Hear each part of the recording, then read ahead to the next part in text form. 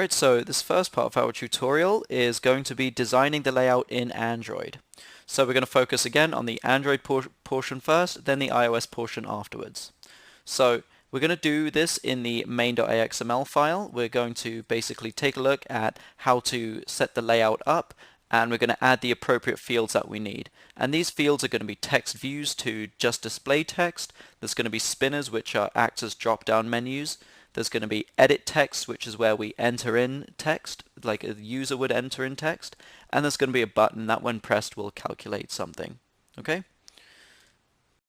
Alright, so now we have no files open. This is just as we left it. So our first step, I'm just going to close up the iOS ones and open up the Droid files again. So we want to open the main activity.cs, again where our code is going to go. And we also want to open resources and layout and the main.axml here. Okay, now in Android there are two ways. Well, first of all, we're going to be ignoring this file for the time being. We're just going to be focusing on the layout, which is in main.axml. Okay, so there are two ways to do this. We could go down here, we could go to source, and we could actually hard code in the basically all the layout and the buttons and widgets and everything else that we want to add in the AXML or in the XML file. Or we can just go to designer if we don't want to go through all that work and just use our toolbox and the properties window.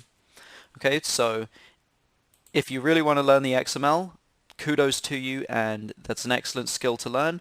But for those of you who aren't interested in that, we'll just design the layout in the designer window. Okay, so if you notice on the right hand side there is a toolbox. So this contains all your widgets, and there is a properties box which basically modifies the properties of each widget we add.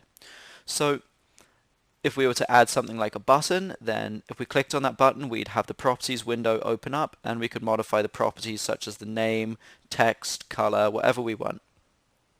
Okay, so what we're going to do first of all is we're going to think about how we want this design. Well, the way I thought of this is because if we switch back to the Google Chrome window, there are 4 different calculations, so we're going to need to select one of these calculations, and there are 5 possible missing variables. So I think one of the best ways to design this would be to have a drop-down menu where we can select which variable is missing, which of the 5, and then we can have another drop-down menu where we select which equation we want to use. And based on those 2 pieces of information, it can open up some text fields where we can enter some numbers that represent the missing variables, and then we'll hit a calculate button and it will basically open up, or it will basically provide an answer in a text field at the bottom. So I'll show you what I mean by this layout. So what I'm going to do first is I'm just going to add all of the widgets that I mean, and then I'm going to modify the properties here. So the first thing we want to do is we want to add a small text. So this is these are under the form widgets. I'm just going to go and select text small. I'm going to put it up at the top here. So this is going to be a label for the drop-down menu, which in Android is called a spinner. So I'm just going to select that and pull it over. So the spinner, again, it's a drop-down menu. We can hard code it to contain a list of items, and when you select one of those items from the list, we can have the code do something. Okay, so this is our first spinner. Then we're going to have another small text, and then the second spinner. So again, first spinner to choose a missing variable, second spinner to choose a calculation, and these texts are just labels for these 2. And then we're going to have some text input fields. So if we go to plain text, this is under text fields. Scroll down to plain text. I'm just going to add some in here. So this should be 3 plain texts, because in each equation there are 4 variables, 1 is missing, and 3 will be known. Okay, so we'll enter in the 3 that we know in here, and then we'll click the calculate button, which I'm adding now. And then once that's calculated, we're going to have the answer print out in this large text. Okay, so one thing to note is that everything I've added has been linear right now. It's been added one below, like right below the other. That's just because we have a linear layout, okay? And that's just the default layout for our basically for our emulator. We can modify that and we can have different kinds of layouts, but for our purpose we'll just focus on this. We'll keep things simple as we can, and if you want, some of our other videos talk about different kinds of layouts, so I suggest you go ahead and check those out. But for now, we're just going to focus on this linear layout where everything just goes one right under the other. Okay, so the only things I'm going to change for now will be, I'm just going to increase the size of these spinners a little bit, just so they're a bit more visible. Okay, so let's go through what's going on here and we'll modify the properties as we do. So if we click on the first text field here, we'll go under widget on properties and we're going to change the ID.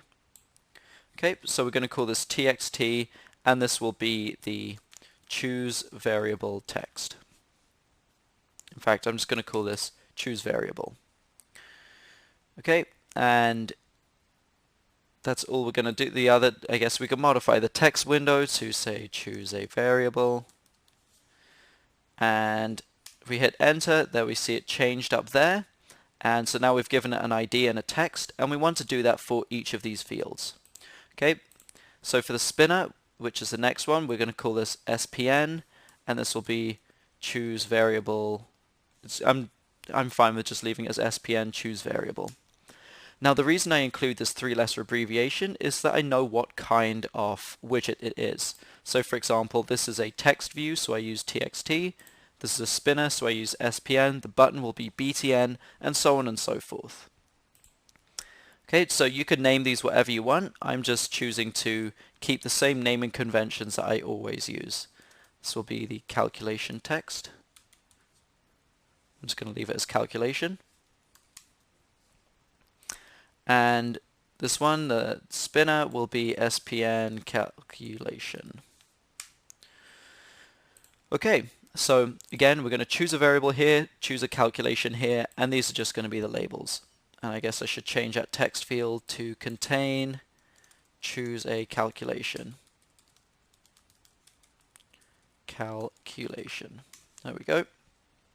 Unfortunately, we can't change the spinner text. It's pretty difficult and it's very restrictive as to what we can do with those. Okay, so the next one will be, I'm just going to call this txt field 1.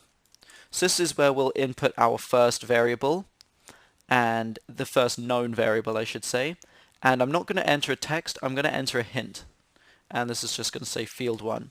And the reason I choose a hint is because if it's a text and it's something that you are entering, it's basically a text field that you enter in some kind of text, then you have to first delete the text and then enter it in. Whereas if it's a hint, it just kind of disappears on its own. So it's kind of like a placeholder text. And as you can see, I'm just changing the fields to contain the appropriate names, field 1, 2, and 3. And this one's field 3. So again, these are just going to be where we'll input the 3 known variables, okay? So it will become a little more clear when we go through the code, but just to recap, if I switch over to this really quick, each equation has 4 variables, 3 are going to be known, 1 is unknown. So we're going to enter the 3 that we know in here, and we're going to choose the unknown one up here.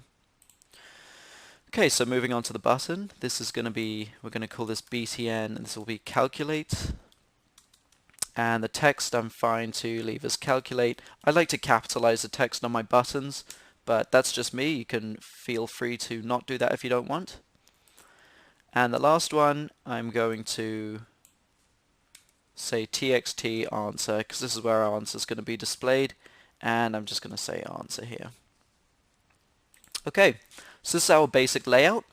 All done. I'm just going to go ahead and save this, Command S. So this is not what the final version of our app is going to look like. This is just the basic layout. So we've got all the fields down that we need to.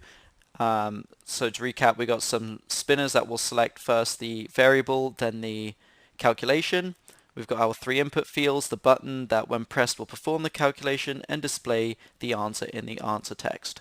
Okay, so it's a basic layout. Now let's take a look at how to implement these fields in the code so that we can use them and modify them. So this part of our tutorial involved designing the layout in Android. So we used text views to first display the 2 spinner texts and contain answers at the bottom. We used 2 spinners, one to choose a missing variable and one to choose a calculation.